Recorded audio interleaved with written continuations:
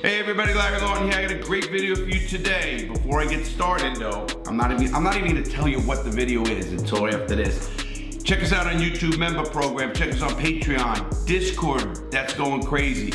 Make sure you check out the podcast, The Real Deal with me, Larry Lawton, and that's every Monday and Friday. New episodes come out. That's changing. You're seeing The Office getting changed because we're building a whole new studio. So a lot is coming. Now, with this video, we got a great video. I got Chad Marks. Chad and I were both in federal prison. We were both fucking doing a lot of time. And we're gonna talk today about violence we saw in prison, because we were in penitentiaries. We weren't in the kid camps. We were in the penitentiaries. But you gotta check out Chad as well. He's got a YouTube channel. We'll do all that and check it out in the links below. All right, everybody. Welcome, Chad. Hey, thank you, Larry, for having me on, man. I appreciate you. Absolutely, man. You got a great thing going. You care about people. You do the law work. Give the people a little bit about you. Okay, a little bit about me. At the age of 24, I was arrested for a nonviolent drug crime. Eventually, I went to trial, was found guilty of 2 924C counts, which I'm sure your viewers know because you had them, you beat them. And I was also found guilty of a drug charge. My mandatory minimum was 40 years. Went to prison at the age of 24, went to the most dangerous federal prison in the system at that time, USP Big Sandy.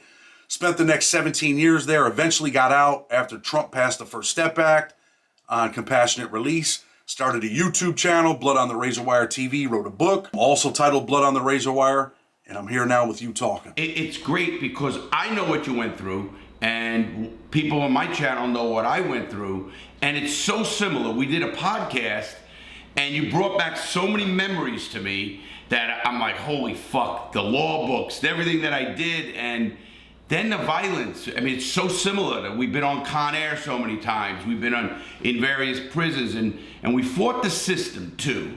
So I'm going to ask you, what was one of the worst things you've ever seen in a penitentiary? One of the worst things I ever seen, I was at USP Lee, right? I was also in Big Sandy, probably the most dangerous prison at the time, but USP Lee was a place where you could definitely get killed if you were looking for it. And they had this kid there, he was a blood from California, and they told me he had to go up top. Well, that means he had to check in, he had to go to protective custody.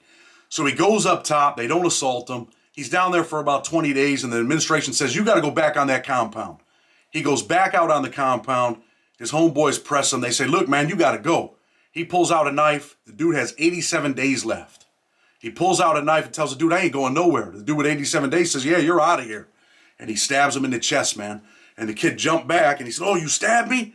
And his hands go up, and all of a sudden he's bouncing around like a boxer, and he falls down, bro, and he dies. I'm telling you, within 30 seconds, dead. But at first he jumped back, was ready to fight. And then the life was just out of him, bro. Gone. Was that the first guy you seen killed? That was the first dude that I actually seen with my own eyes killed, actually, yeah. You know, it's funny because I tell it on my channel. There's so many things. Obviously, I saw a lot before prison with my background. But even in prison, it's the youth that changed me. Watching young kids come to prison, think they were badass. They come to the penitentiary, they know they're not badasses. You know, they think they are, then they come there, and obviously they get a wake-up call, and it's sad. You know, you see it, you hear the screams, you hear the shit. You know, you try to see them jockey, and it's not like the streets, man. I tell everybody, this is a neighborhood where everybody's a fucking murderer, or a hitman, or a fucking mob boss, or a fucking drug lord. This isn't a place where, you know, oh, maybe the guy in the corner is bad. This is a place where everybody's bad, and everybody's capable of doing something. So, I'm gonna ask you a question because it's a medical question. One of the worst things I saw, I watched a kid and heard the screams, knew him, get his anus cut from the top of his anus until his scrotum. And the screams sometimes actually, my girls say the screams sometimes at night, they still get to me after all these years. And it was just a sick thing.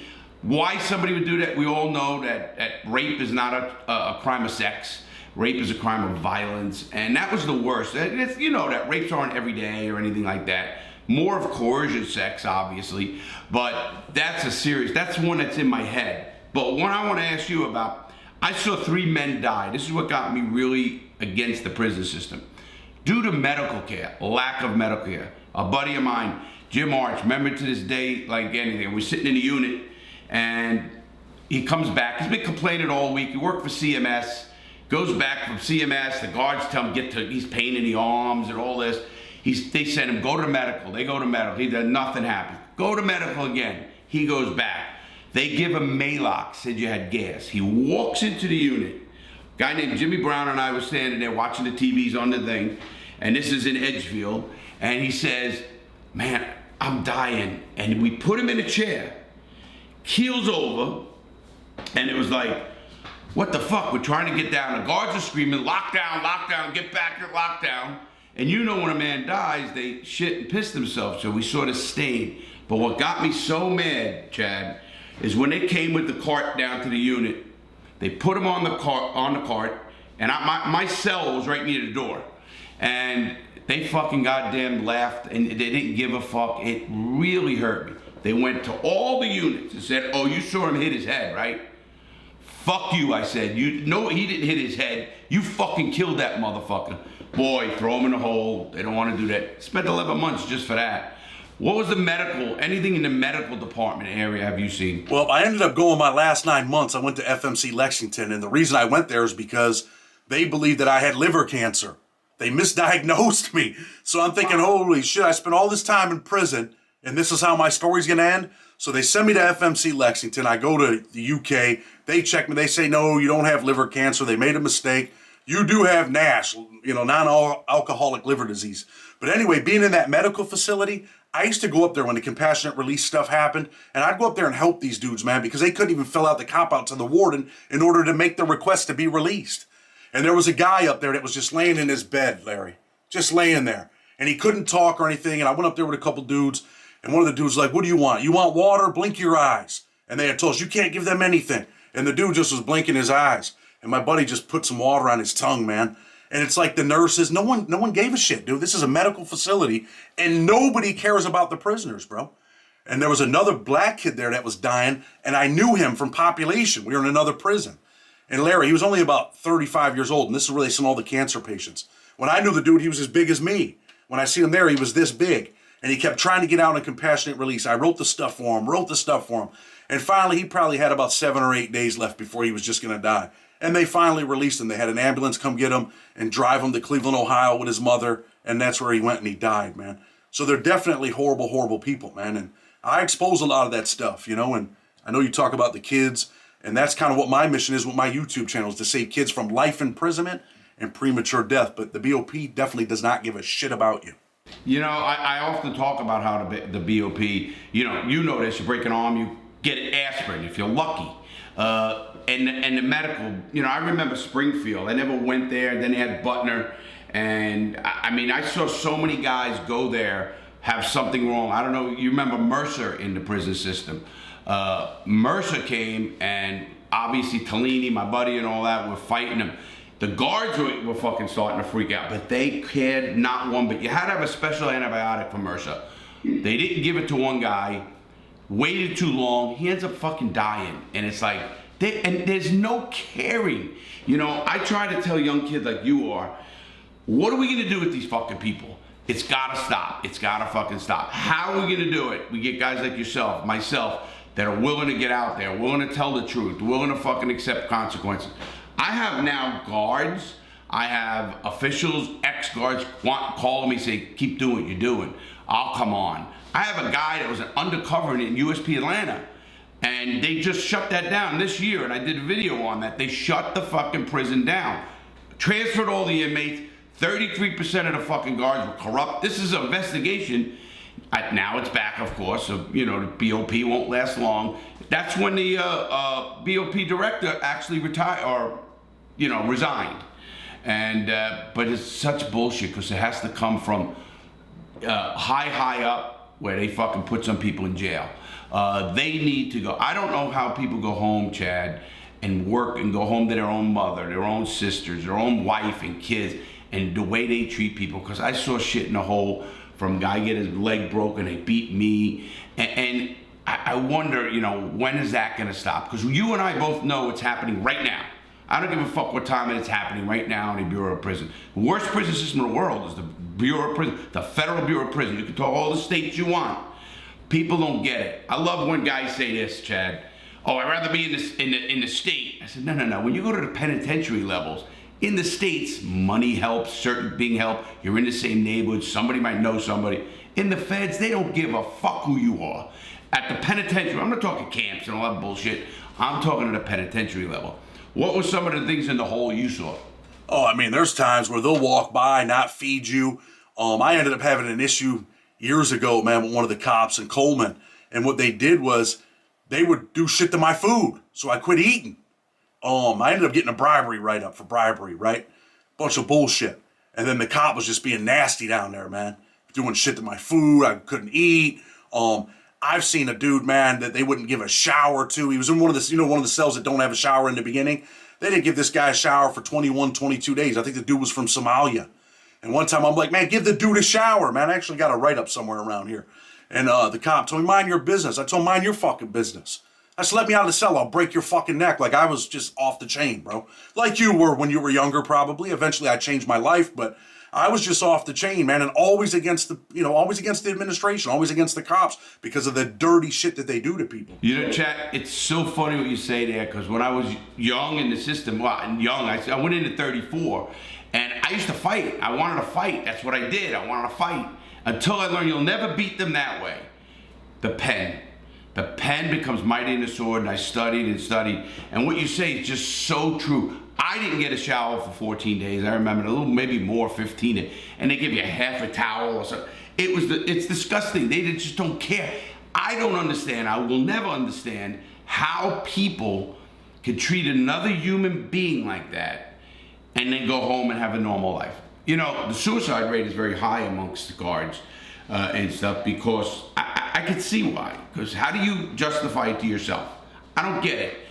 You doing legal work, and I know you did a lot of legal work. You were called, give a little people your law background. Okay, so my law background is I went to prison, and I figured, hey, no one's going to fight for my life like me, so I better get to that law library. So I went to the law library, started learning the law, wrote all my own stuff. Eventually, people started coming to me, asking me for help, and I was able to help over 100 people get out of prison, man, hands down. And I also wrote the first compassionate release motion that ever won in the country. I wrote it for a guy named Conrado Cantu. And since then, thousands and thousands of people have gotten out. Of course, the lawyers have made it better. But that's what I do with my legal stuff. And I've had the administration come to me when I was in Raybrook, actually. And they said, look, we know you're making a little money. I'd help people for free, but I'd also make a little money when, you know, people that could afford it. And the administration told me, look, you just stop writing up my staff, and we won't write you up for getting paid or doing what you're doing. We'll leave you alone. You leave us alone. And it was kind of at that point where I was like, you know what? I really don't give a fuck about you or your staff, and I'm ready to get out of here anyway, so if you put me in the hole and transfer me, who gives a fuck? I didn't care. But yeah, man, that's what I did with my legal stuff. I eventually, when I got out, I started a paralegal and prison consultant firm, Freedom Fighters. Since then, I've done, you know, some big cases. I did Russell Simmons' son's case. I did his 2255, his stepson. We won that, got him into court. The rapper Lil Baby, his real father, not the guy that died. I did all his stuff. We got his compassionate release motion pending. A guy that played for the Tennessee Titans from Tennessee, Joe Walcott, his son played for the Titans. We did his stuff, got him out. So I've done some pretty big cases, man, but I enjoy doing it. I told dudes when I left prison, Larry, I was going to be the voice of the voiceless. You know, people would call me the lawyer. I'd have guys that couldn't even speak English. You know, they'd be like, hey, the abogado, the lawyer. And, you know, I've helped a lot of people out, man. And I've done it because, one, I like helping people. And two, I despise the system. I despise seeing, and I'm from New York, Larry, and you're from New York, right? We get these kids from New York that come to jail with 30 or 40 years, and they can't even read or write. How can they help themselves? So I would do stuff like tell them, hey, man, you got to get in GED. I used to teach a GED class in there, a fast track. No administration, no teachers, just me. And, well, one of my partners helped out sometimes. And I would take these kids and, man, teach them and say, look, you want to get out of jail? You got to learn to read and write. You got to know your case number. And that's what I would do, man. You know, that obviously I commend you, and you know that, because we're so similar in a lot of ways. I'm just an older guy. You know, when we were in, we helped the guy read. It's to this day that one of the most touching things. We had a 50-year-old black guy and teaching him to read and get his GED. And we had about 4 of us, and it was just that we'd go in the law library at night after what we were doing, go for an hour. And we started it. You know, the vowels and the nouns and what, you know, the cat jumped over the moon, and he could not read. I mean, literally, you know, people don't get this. In prison, there's a 20% illiteracy rate. That's just illiteracy rate. And it's probably higher because there's people fake their way through it. But none of them can really comprehend. And it's the guys like yourself or myself, and we know the guys that, and you have to care to do it because you'll go fucking crazy yourself. You can't do it just for money. There's no way. You gotta make money, totally get it. It's called a hustle in prison. You know, you get stamps, you get someone to get your commissary, you get phone time, whatever you're gonna do. And the system knows, and they know, and they hold that over you. And again, I love what you did because you said, go fuck yourself. I did that, and I actually, I'll tell the audience, SIS is like the investigation people in the prison. They fucking investigate everybody. I had a unit manager that I fuck with so bad that he was promoted to SIS when I got transferred. 3 months later, he's on the compound in Yazoo, brand new joint. It was a gang joint, brand new. He comes on the yard. I'm in the hole in about a week. I stayed in there for a year under investigation. I love that line. You're under investigation. For what? What the fuck did I'm here 3 months. Boom, gone. Forest City, Arkansas. And they followed me until I started writing so much, legal work, everything. I had a lady lieutenant come up to me, said, Lawton, we know everything about you. Are you gonna leave? I said, listen, man, I don't give a fuck if you leave me here. I had about a year left. I said, I don't give a fuck what you do. She goes, nobody's gonna fuck with you in this place. She was a pretty good lady, a woman lieutenant. And in the hole, she says, listen to me, I'm gonna get you out. Nobody's gonna fuck with you. If you have any issue, you come see me and fucking I'll take it. And sure, she was good with her word. I said, listen, I'm not here to fuck with anybody. I used to pull paperwork and stuff like that. And they knew it, they had to know it. I mean, I stopped it actually, Chad, because I was worried about getting a conspiracy charge. You know, they'd fuck some people up. And, you know, there's a murder or anything that happens, I'm gonna, when you get it, you're gonna be under this, you know, cause you know how it's gonna happen. Someone's gonna tell on me, whatever it happens. And I matter of fact, before I left prison, I had, you know, a fucking paperwork on a guy that wanted to be in the gang. And it was, I think it was Aryan Nation or Aryan Circle, Aryan Nation, one of those. And I didn't give it to the fucking goddamn shot caller because I said, they killed this guy. And he was bad. Not only was he a rat, child molester, everything, nothing what he said. And I got the paperwork right in front of me. I held it, never gave it to him. And I did that because I didn't want to get into conspiracy. And you don't understand conspiracy law and how it works, you know, and a murder, you didn't do it, but you knew about it, you didn't say anything and everything that's going on. I would have been dead. And I looked at that and I said, man, I'm lucky. I think we're lucky. You were 24 years old when you went to prison. Were you married? I was married, yeah. Kids? No kids. Okay, so you're married, and when you get 40 years, obviously 95% divorce rate. What happens then? Well, I mean, I end up with a 40-year sentence. I pretty much tell my wife she has to go on with her life, and that's what she did, man. She had to go on. I mean, she was a young girl, pretty girl, and you know, it was a sad thing. It was unfortunate, but that's what happened with our lives. So she went on with her life. I obviously went on with mine in prison. And eventually, do you want me to keep going or no? Absolutely, because everyone's going to want to know what happens. Okay. And I did the same thing, obviously. And eventually, I end up getting out of prison. She contacts me. We reconnect. And we just recently got remarried, and we had 2 little twin boys in December. So this is her, Larry. You want to see? Absolutely. Oh, man, she's a pretty woman.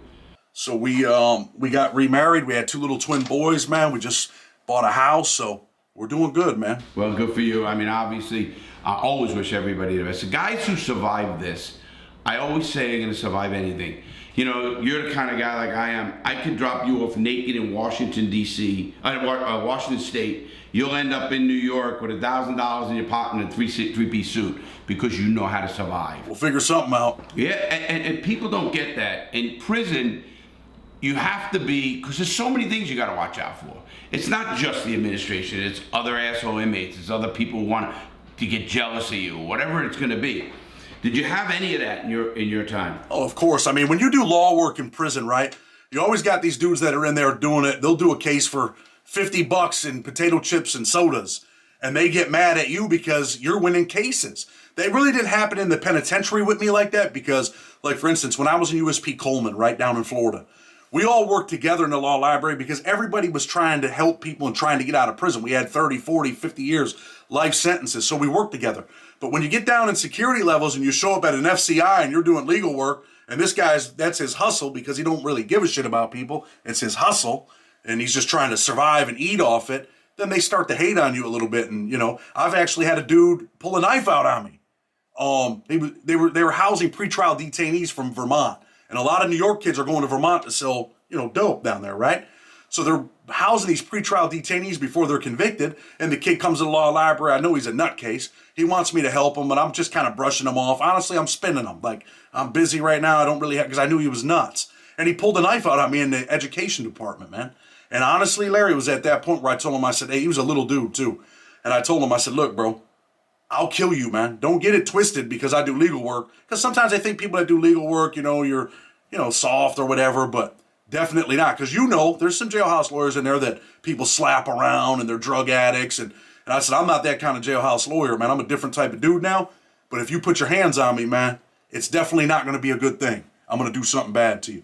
And the kid backed off, man. He didn't stab me, thank God, or he didn't even try. But he was lost in the head. And then he avoided me after that because I was pretty serious with him. Did he ever, did anybody know about it? The administration didn't know? Anybody know? No, one of my buddies did, and he's out now, dude. He did 25 years, a black dude from, you know, North Carolina, Cedric Dean, one of the dudes that taught me everything. He's running for city council right now. I'm probably going to bring him on to do an interview after this election happens, and we're going to talk about that. The guy that did that, you know, I've had my tons of fights, obviously, and stuff, and we all had pieces and weapons everywhere. I had 3 of them. One in Atlanta, we had pipes. We'd hide them everywhere. You know how that works. What they did a shakedown on our unit. They found 25 shanks. They didn't fucking catch another 50. You know what I mean? And we had 100 and I was on A1, so they have the front cell is about 80, and the back area is about 80, so that's 160 guys, I think, about, give or take. And fucking, it was just a zoo. But I look at that, and then I look at you helping a guy like that. I always worried. Like, I never slept past 6 o'clock. And I tell people, you don't sleep past 6 o'clock because you walk by a cell, you don't look in, you don't do nothing, you'll see a guy fucking a guy, you see a guy shooting heroin, you'll do something, and he don't know that you don't give a fuck or whatever it is. He's saying, oh, fucking Lord's gonna steal my heroin or whatever it is, or he's gonna do. And then he's looking to get, he's crazy anyway. That guy that was crazy anyway, how did you handle that? Like, because I handled it usually by confronting and getting it out of the way. So I didn't have that kind of pressure, if you know what I mean. Well, I'm a firm believer, man, that you can't fix something if you don't face it, right? You got to face it. You don't just avoid it. You address it, man. And I addressed him. And honestly, man, I'm kind of an aggressive dude at times, right? People say that about me, but I was aggressive with him and like let him know, like, listen, bro, this is what it's going to be. You know, we're leaving here. You like this place? Because if not, we're definitely out of here. And I had a dude stab me before in USP Lee, and I always said he stabbed me, owed me $45.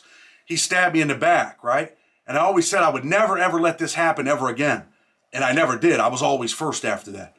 But what happened with this kid, I'm in the FCI and I'm thinking, damn, man, I'm trying to get out of prison. They're changing the law. And I'm thinking, man, I should definitely not let this kid walk away. He pulled a knife out on me, right? But I ended up letting him walk away, but I was aggressive and I let him know. And if I felt that he was a threat, Larry, I didn't feel like he was a real threat, even though he pulled out a knife. You know when a dude's a threat and when a dude's just talking.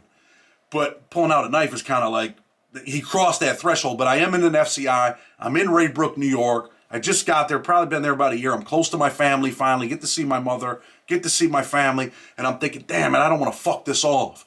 But there's another part of me like, man, I should do something to this dude.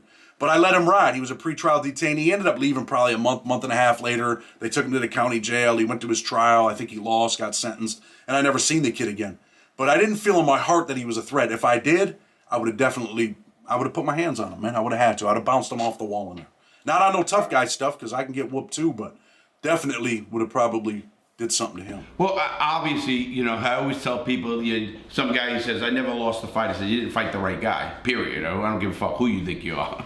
But with that kind of guy, I understand what you mean, because you could feel tension.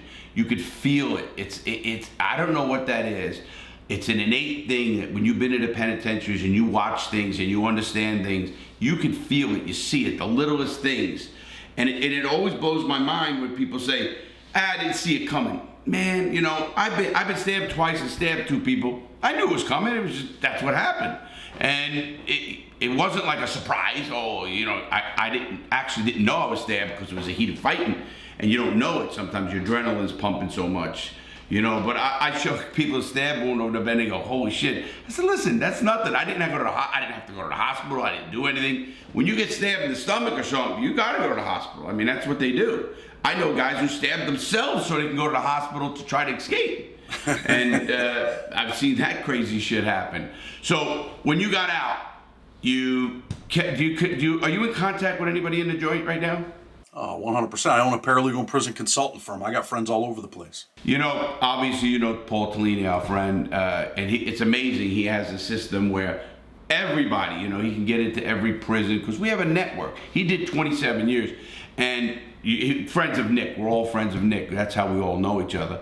And it's amazing how it's like, I said, okay, do you know somebody here? Yeah, I got a guy here who's there. Let me contact him. Before you know it, they know you.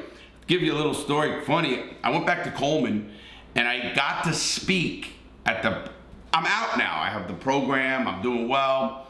I got to speak at the prison I was in. And when I went in there, you should have seen it. I still knew dudes that were in the fucking place.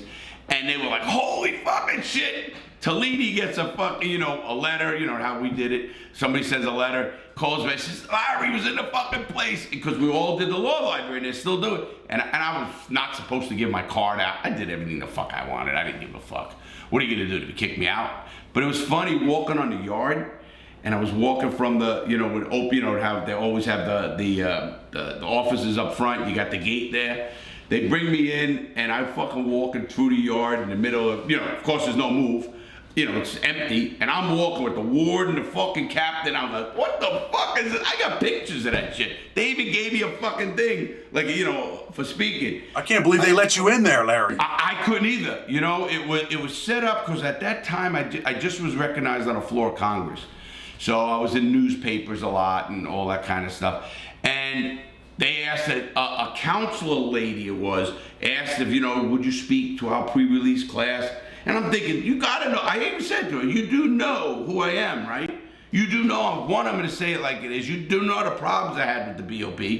She goes, yes, I know. She didn't know me. I mean, I didn't know her when I was in the prison. She wasn't there. She wasn't a counselor there or anything, or a case manager or anything. But and they approved it. And actually the warden was a pretty good dude. I can't even say. He was a Spanish guy. You could see he got along. He spoke the truth. You said that on our podcast, and I want people to go to the podcast too, about a warden you have. But I've ran into the asshole wardens, and finding out that they get bonuses and stuff, it's just eating at me, and it's been eating at me since I found that out by talking to Gary Massey, who's a guard that actually guarded me, and we actually talk, and he's doing a whole bunch of, he's a good guy. Went to jail. Himself, he went to jail for bringing in creatine and cigarettes, because cigarettes are no more in the yard. And he did it because he couldn't afford the treatment for his mother. And, I get why people do things. We know that. But he was never an asshole to begin with. So I look at people as individuals. I always will. And I'm never going to quit doing that. That's the one thing, man, in there. Like, if you're going to be an asshole every day. If you're going to be a good dude, be a good dude every day. Not everybody in there that works in there are assholes. Not everybody's a bad person. A lot of them are. I'm not going to lie. But you do run into some people that are like, they're all right. They're decent. They treat you good. They respect you. Men respect men at the end of the day. So, but there are guards that don't have any respect. They think it's their job to impose punishment. The punishment comes from the Corps, not from you, but they don't always see it that way. Boy, I got to end with that because what you said is so true. Men are men. At the end of the day, a man deals with a person and his man. And that's what, again, I guess why it always eats at me to how they can do that to another human being and just go home with their own kid or their own, I always used to say, treat somebody like it's your family. They don't want to break. Convicts don't want to break. Treat me the way you're supposed to treat me. No problems. I'll do what you say. We know we got to listen to them. It's not like, oh, fuck you, I'm not listening to you. Come on. I mean, that's jerk off kids. We know what we have to do. But don't fucking treat us like a fucking scumbag. Don't fucking disrespect us. Don't say you fucking, your mother's fucking hates you. Your mother out fuck. I've heard crazy shit from guards. And of course, when the tide is switched, I've seen some crazy guards get smashed too. But with that said, anything else you'd like to say? Because we're gonna do some kind of thing where people are gonna understand the penitentiaries better. Because I think penitentiaries and the prisons we're in need to be spoken about in the right way, not with hate, not with fucking malice, with just trying to change a system where we were in. And you know the sad part, you just got out 2 years ago, 20-something months ago. I got out 14 years ago. And you know, when we talked on the podcast, it's the same fucking thing. And you know, I would think it changes. So what do you got to say? Obviously, you let us know you got the book. Tell us where you can get the book. And I'll put everything in the links below as well. Yeah, so just on that, you know, you have to change the culture in there. And there's really no way of really changing it except for maybe putting body cams on the correctional officers, the guards in there, right? I think that's a great idea. You also have to change the character, man, of the people that go into prison, man. It can't just be pretending that we're rehabilitating people. Actually rehabilitate these guys. Get them a skill, you know, get them an education. Send them out here so they can succeed. And as far as my YouTube channel, people want to check us out, Blood on the Razor Wire TV. The mission is to save kids from life imprisonment and premature death. If you check out the videos, you'll know I'm not just saying that. It's something that we do. The book, Blood on the Razor Wire, you can get it from me directly. You can get it on Amazon. I send out autographed copies. And Larry, again, man, I appreciate you for having me on the show. I think it's a good conversation. And, you know, you're obviously a very intelligent dude. You know the BOP like the back of your hand. I used to say that was me, right? And then I've seen your videos, and I'm like, this is the only other guy that I've ever seen that really knows this shit inside and out, that you're not just talking about it, you're really about it. And I appreciate you, I appreciate your mission, and I appreciate the things that you're doing, man. So thank you. I also appreciate that, Chad. It's true. You know, when I started researching you too, great. I mean, keep doing what you're doing. Everybody cares. People want change. I do know that. As I'm building this up, and I tell everybody, I'm not gonna bullshit you. I'm gonna tell it like it is. I don't give a fuck. I'm at that point in life. That's the way I run my life. You know, and I won't help certain people that are on fucking other channels because I know what their past was, or whether it's snitching or this or whatever it is. And I'm just not. I'm not even talking about the hate or anything. I don't give a shit anymore. I gotta live my life. But why should I help them? You know, and I won't. Guys like you, we need. We need guys who've been there, know it, can articulate it, and that's why I think we connect, and I think we're gonna do that. So I want you to stay safe. My best to your family.